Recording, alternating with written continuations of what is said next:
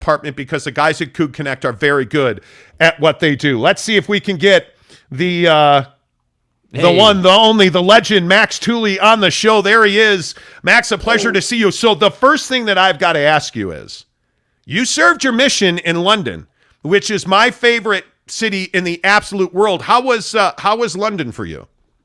London's solid. You guys can hear me, right? Oh yeah, you're good, man. Absolutely. Okay. Yeah. No, London's solid.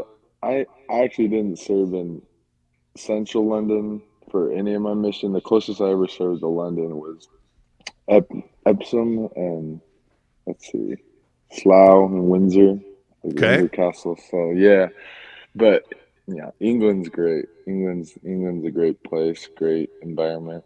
I love it.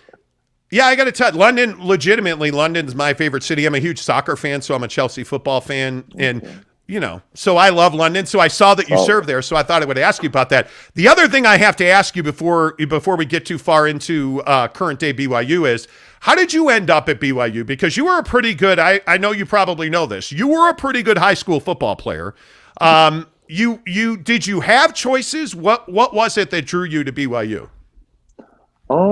I mean, yeah, actually, me and my teammate Keenan Peely had a lot of similar offers and a lot of the similar recruiting process. We got offered by BYU the same day, Utah the same day. A lot of schools were offering us the same day. So we were kind of talking about that the other day.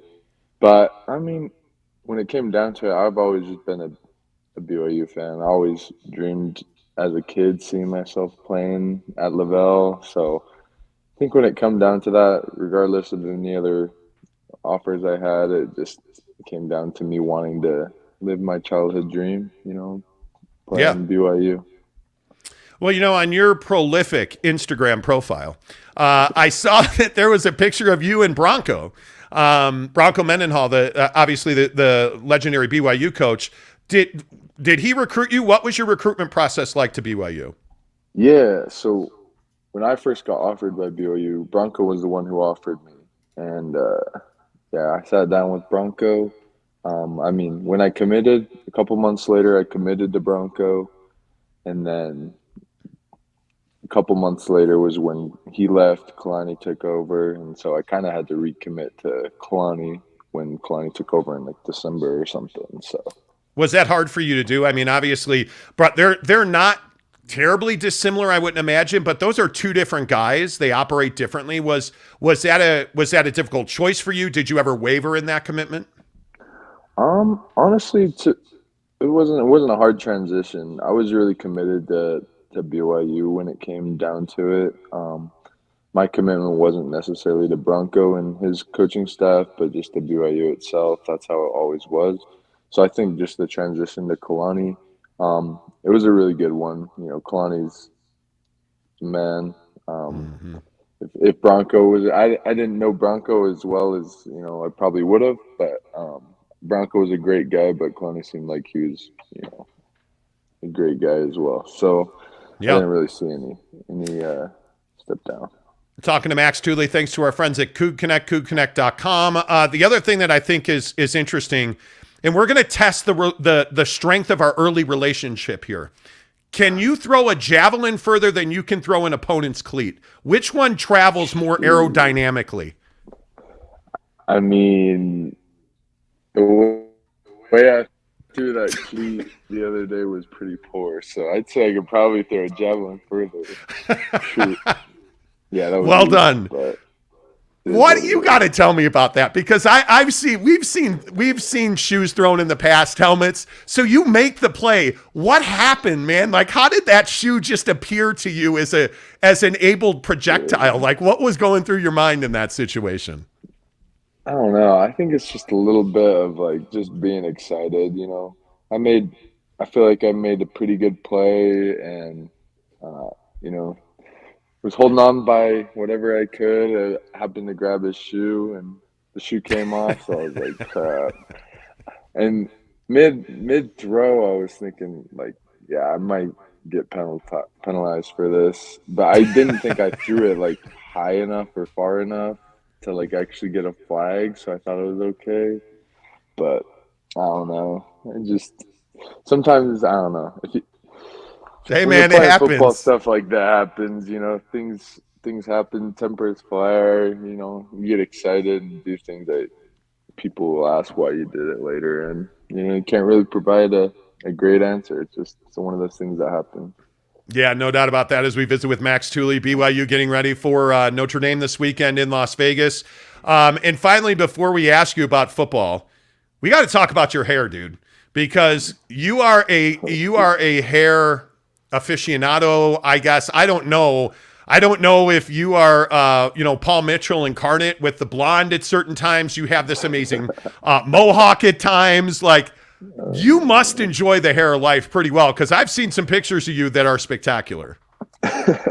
That's funny you say that. I feel like my parents they kind of gave me that freedom from a younger age. Is you know as long as you're behaving and doing what you need to be doing, like you can have your hair the way you want to do it. So, since I was eighth, ninth grade, I always had something weird, and whether it be like a bleached mullet, just bleached hair. So I was always doing weird things, and serving in England gave me a better appreciation for barbershops and whatnot. So I I don't know. Getting a haircut is more of like a release, like a therapy session for me now. So I just really enjoy getting haircuts and, just being able to like show who I am through my hair. I don't know, Yep. you know?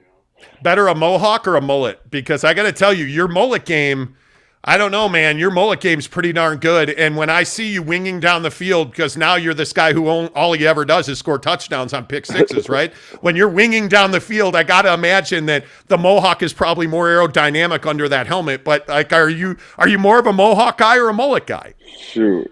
I'm just whatever I got on my head, whatever's growing back there, growing on top, I'll ride that out. I got a solid barber, Andrew Mickelson. He's an MMA fighter now, so he's trying to get me right. He does a good job. Nice. Max Tooley's our guest on the Monty Show. Let me ask you about the jersey reveal before we talk football, because I think we've talked about it a lot on the show. The production value alone and the idea that BYU is creating that kind of content is amazing. I don't even care about the uniform. I think that is one of the best helmets we've ever seen in football in this state. Like, how did that jersey reveal go over for the team? Yeah, I mean, I think they released the sound bit or something. Like you can kind of tell the vibes of how the team was doing when we got that reveal. Obviously it's really exciting. Anytime you're getting something new in the college program, it's always going to be exciting. So a blackout is something we're all looking forward to. We're all excited about it. The helmets, obviously, like you said, they're sweet. The blue and the Yeah. black. It's gonna look clean in Vegas for sure. Well, speaking of defense, let's talk about BYU's defense. I think you got a huge relief in Gabe Judy-Lally getting that targeting call overturned, which, by the way, hey, man, I don't know. I don't think it was targeting. There was no flag, so you're not speeding unless there's a cop there, right? No targeting, no stop, no. But you guys are playing a better physical brand of football. And one of the things that I have said about you, and I thought it was really on display in the Oregon game, you seem like you come out with your hair on fire. Like you guys are ready to hit. You guys are ready to get after it. But how do you reconcile that, or how do you balance it against the fact that it feels like for the last 3 games, you guys have come out, I don't know if flat's the right word, slow's the right word, but it seems like as a team, you guys come out in low gear. Is that something you guys have talked about? I mean, yeah, I think it has been a little bit of a theme the last couple of days or the last couple of games. Is the first half hasn't been as clean as it should have been, and we kind of almost shot ourselves in the foot getting off to a slow start. So I think, yeah, this week it's been a point of emphasis that from the get-go we just kind of want to get started. We want to, come out hot, score some points, get some stops early, because we know how big of an impact that can take on a game later down the road. So. Well, and I think the other thing that's so interesting on this defense is the way that you guys have evolved over the last couple of seasons. I mean, coverage at times last year was a real issue for this club. You bring in a guy like Gabe, you've had some maturity and some growth in that secondary. You guys are covering the pass well now. Now you're struggling, it seems like, against the run. What is the difference in this defense? How different is the defense this year as opposed to what you were as a unit last year? Like you said, I think the back end has gotten a lot more experienced and disciplined as well, just bringing in guys like Gabe. So in that way, we've improved a lot. But I think just having a year in the program in all aspects, everyone's improving. But yeah, having the DBs having more better coverage and whatnot, like, makes it a lot easier for us. So I think it's just a matter of the front seven, front eight, just getting things done, stopping the run. Like you said, it's a point of emphasis for us. We struggled a little bit the last couple of games. So I think, we have different strengths, and different strengths will pop out at different games. But I think it's just a matter of putting everything together, putting our whole defense, showing us what we can do as a whole. Because I really don't think we've played our best football yet. So I think we still have a lot to prove. It seems like, to me anyways, and I think Kalani's touched on this a little bit as well, it seems like you guys are underachieving. I don't know if that's the right word, and with all due respect, it just seems like I value you guys defensively anyways at a very high level, and it seems like whether it's a missed assignment or just like just not the right guy in the right place, it just seems like you guys almost played down to a certain level where it just handicaps you. How much more room for improvement do you see in your defense based on where you are now and where you think you should be?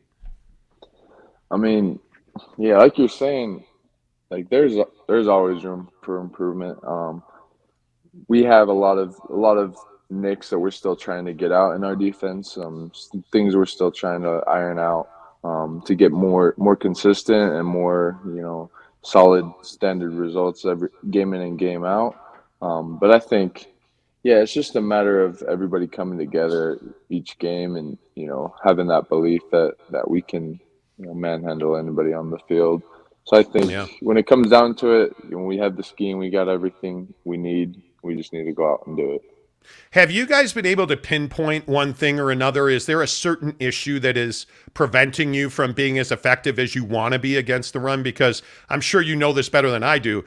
As a huge Notre Dame fan, which I am, by the way, they can run the football. And I would tell you, Max, they need to run the football to win football games. I mean, it's not optional for them to, I think, beat you in the air, especially with the way the back end of that defense is playing for you guys. But have you guys pinpointed one thing or the other that is hurting you in your run defense? I mean, obviously the biggest thing with defense and football in general is tackling, and I think we've done a below average job the last couple of weeks, myself included. I've left a lot of tackles out there that I feel like I shouldn't have in the Oregon game and the last game as well. So I think we put a lot bigger emphasis this week on just like striking up and wrapping up, and actually envisioning us making that tackle and bringing that guy to the ground. And sometimes guys will actually bring him to the ground in practice, and coaches don't like that, but if that's what we're trying to get better at, I feel like you can't be too mad about something like that. So I feel like, I don't know, just sticking to the fundamentals, knowing we know how to tackle. So it's just a matter of going out and doing that, shedding blocks. So just the basics, honestly. Does Coach Tuiaki get too much blame for your performance as a unit, as a defense? Because it seems like the opponent will gain 1 yard and everybody is on Tuiaki for this or that. Like, I feel like he takes a lot of heat, and I feel like, again, with all due respect, Max, he can tell you guys, hey, XYZ, but you guys are on the field, you're in the hole. Yeah. Like, you guys got to make the play. I feel like he gets a lot of heat that maybe he doesn't deserve.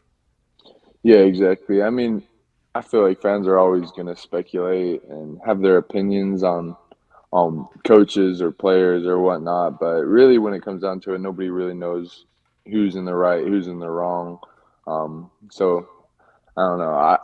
It kind of bugs me when people like to share their opinions so much on something that they have very little knowledge about. But no, he's a great coach. he knows what he's doing. He's trying to get us in the best positions as possible. So I think he's doing everything he can. So we just need to all figure it out.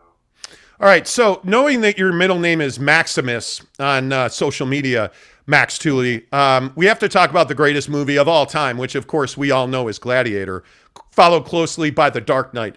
But as a guy, like, you have that pose. And I know one of the quotes on your social media also is, the famous "what you do in this life," echoes in eternity. Like, how much of a fan of the Gladiator are you? I've been a big Gladiator fan since my strength coaches would call me Maximus. Like, I don't know, it's just kind of a nickname that's always kind of stuck for me.